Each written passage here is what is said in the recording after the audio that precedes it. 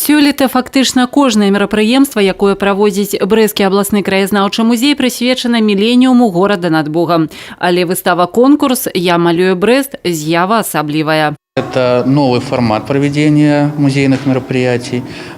Скажем так, мы его выбрали осознанно для того, чтобы привлечь жителей нашего города, гостей города в стены музея. Здесь есть своя такая определенная изюминка. Да? Каждый житель города Бреста, он смог, кто участвовал в этой выставке, конкурсе, он смог приложить свою руку к этому творчеству, и, так сказать, художественный музей, который принял в своих стенах, стал этой площадкой замечательной для того, чтобы люди могли показать свое творчество. Простой любой человек, начиная от самых маленьких наших жителей города Бреста, да, заканчивая людьми, которые нарисовали просто уникальные, замечательные работы и заняли призовые места. Асобы светскія, духоўныя, будовы сучасныя і традыцыйныя. Атмасфера горада працятая духам тысячагоддзя.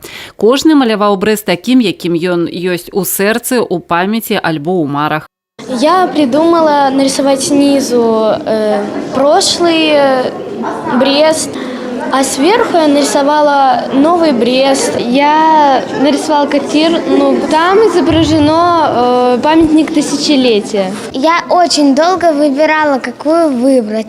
И выбрала именно стадион «Динамо Брест». Я рисовала эту картину за 2 дня до Масленицы. И мне тут пришла идея, почему бы не нарисовать, как сжигают зиму. Я решила достопримечательность нарисовать. Это прадедушка, который пережил войну со своим правнуком. Пераможцаў на працягу 2 месяцаў вызначалі наведвальнікі музея шляхам галасавання. Наши горожане отозвались на выставку, они не поленились приехать в крепость, прийти в художественный музей и проголосовать за понравившуюся работу. 884 голоса. Это очень много. Асобны прыз глядацкіх сімпатый атрымала работа Ірыны Белавенцавай «Дашкін выхадны».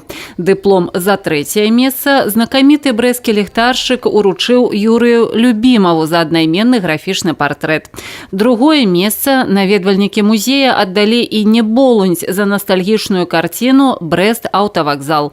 А лідарам галасавання стала работа «Брэст 2019. Культурная столица». Я продумывала эту работу, конечно, что готовясь к этой выставке. Ну, у меня возник такой образ. Культурная столица, конечно.